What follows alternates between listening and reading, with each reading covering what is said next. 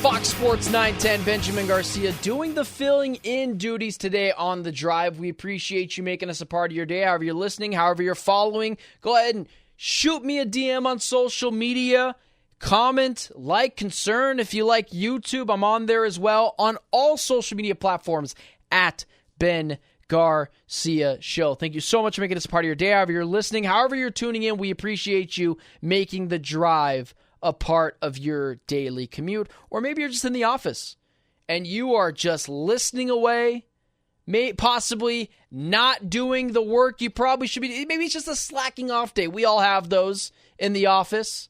Some of us more than others, but either way, I am here to entertain the masses for the next 2 hours. I'd do it all day if they'd let me. I'd just sit here for 24 hours, 7 days a week, put an IV in me, and I'll just go takes galore. 24 hours straight. You know, this hour of The Drive, I want to get to my predictions in the NFC. Which teams will win their divisions in the NFC? We'll get to the NFC West at the bottom of the hour, 8:33. So if you're excited or you want to know when that's coming up, or maybe you got to jump in a quick meeting, come on back then. We'll talk about all things NFC West. But let's get started in the NFC East. And tomorrow, I'll be filling in as well at the 8 o'clock hour. I will give you my predictions in the AFC. But I couldn't wait. We're an NFC family here in Phoenix, so let's talk about it. The NFC East is very, very interesting. There is a lot of commotion coming out of the NFC East. You have the Commanders and Cliff Kingsbury, Jaden Daniels in company, ready to shock the NFL world, baby. The Giants, this will be the only time I mention them. They are in the Carson Beck, Shedeur Sanders business this year. Daniel Jones clearly cannot play. Really quick on the New York Giants, here's what I will say.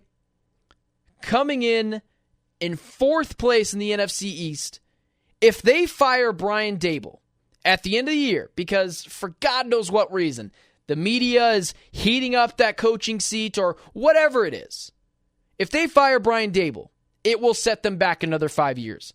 An exceptional coach, doesn't have the quarterback right now, doesn't have a lot of the positions right now. The New York Giants coming in fourth place. And here is the team that I've been highly critical on. Jody as well on the show, but more so for the Cliff Kingsbury aspect, I believe, in the Washington Commanders, coming in third place. And I believe in pretty much every other division would come in fourth place. I am so out on the Washington Commanders. I am so out on Jaden Daniels. Not only is he small, it's not like a Kyler Murray small. Kyler is really thick, and when you look on the field, Kyler doesn't look small. Maybe it's just me. Maybe it's just my biases. He doesn't look small. But here's what I will say. Jaden Daniels looks tiny and thin. And I watched him at ASU. You can't take that tape away from me. You think it's surprising that when he goes to LSU, he is amazing?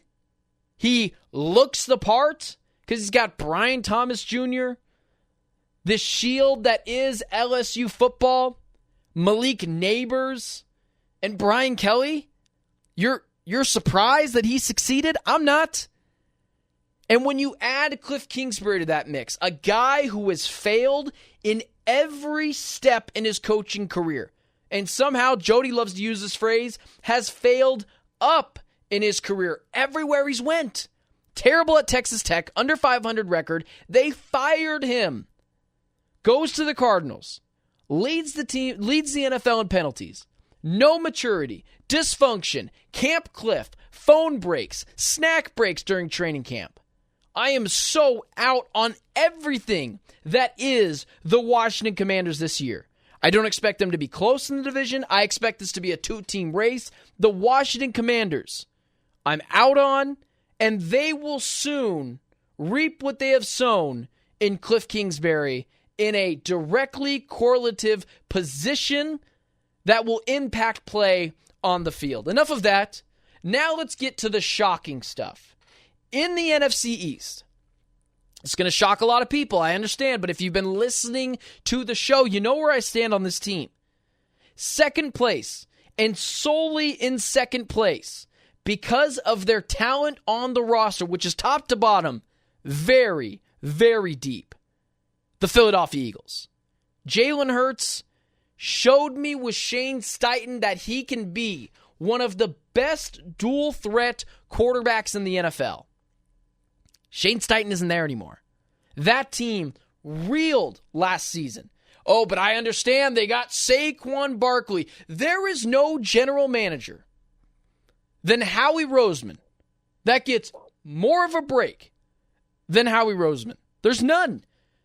Consistently missing on draft picks, getting praised for acing the draft because he has the same draft board as Mel Kiper Jr. and other notable mock draft experts in the media space, and then trading for Jahan Dotson. Can we just be honest? It didn't make a lot of sense. A.J. Brown, Devonta Smith, Dallas Goedert, Saquon Barkley, who's good out of the backfield. You're spending a third-round pick on Jahan Dotson, who has never eclipsed over 600 yards pass or 600 yards receiving.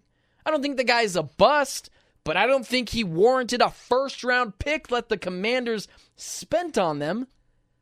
And what does it tell you?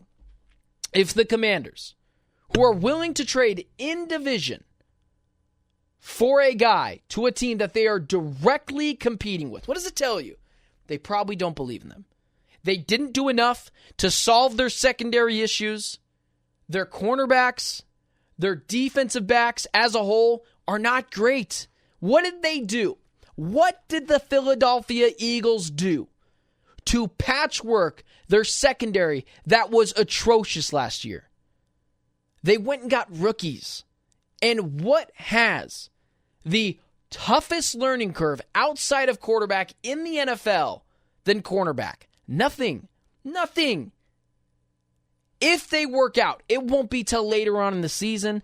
If they work out, it likely won't be till next year. And neither of them are going to be shutdown guys or be elite safeties. Oh, Chauncey Gardner-Johnson, he's there. He wasn't great for the Lions last year. He was on the Eagles 2 years ago. They were okay with getting rid of him. What does that tell you?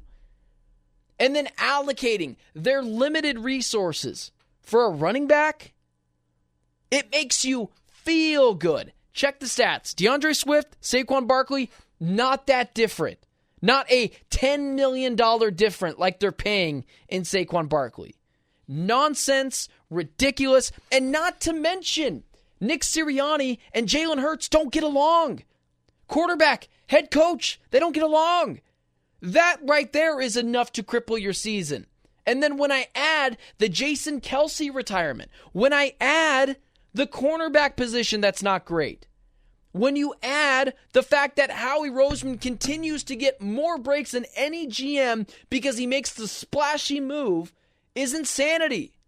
I would not be surprised if the Philadelphia Eagles make the playoffs because they have a ton of talent on this team. So much talent that look what happened last year. They still backed into the playoffs given their horrendous end of the season. Oh, and what happened in that playoffs game?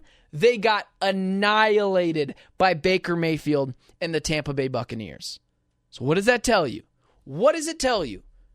And now there's a real disconnect between Jalen Hurts and Nick Sirianni. Number one, I'm going to take slow and steady wins the race, the Dallas Cowboys.